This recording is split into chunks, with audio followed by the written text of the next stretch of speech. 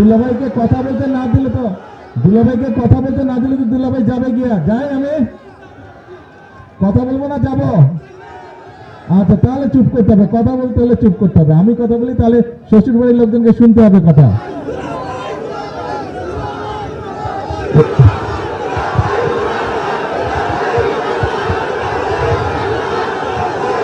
আস্তে আস্তে স্লোগান দিলে কথা শুনতে পাবো না তো, আস্তে আস্তে আস্তে।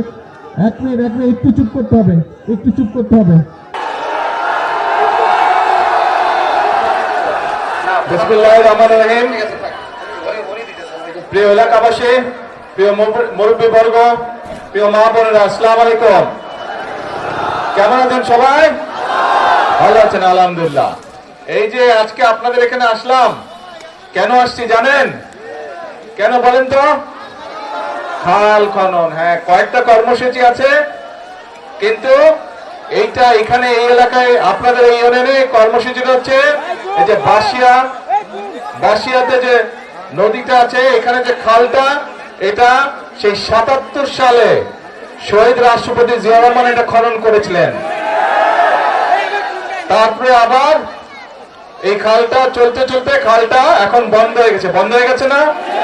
এই খালটা আমরা কাটতে চাই। কেন কাটতে চাই?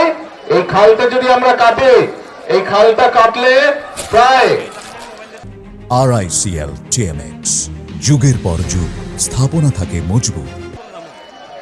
৮০,০০০ কৃষক প্রথমত সরাসরি উপকার হবে, আর এই ৮০,০০০-এর বাইরে আরো ১.৫ লক্ষ কৃষক পরোক্ষভাবে উপকৃত হবে। প্রায় এই খালটা কাটলে আপনারা যাদের জমি জমা আছে এই খালের দুই পাশে, এই ফসল যে উৎপাদন হয় প্রায় ৭,০০০ মেট্রিক টন ফসল বেশি উৎপাদন হবে। প্রিয় ভাই বোনেরা, শুধু এই খাল না, সারা বাংলাদেশে এরকম অনেক বাসিয়া খাল আমরা খনন করব।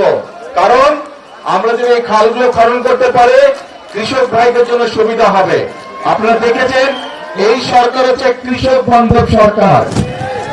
আমরা মনে আছে এই যে নির্বাচনের সময় যখন এসেছিলাম, তখন আমি বক্তব্য বলেছিলাম যে বিএনপি সরকার গঠন করতে পারলে আমরা কৃষক ভাইদেরকে কৃষি কার্ড প্রদান করব।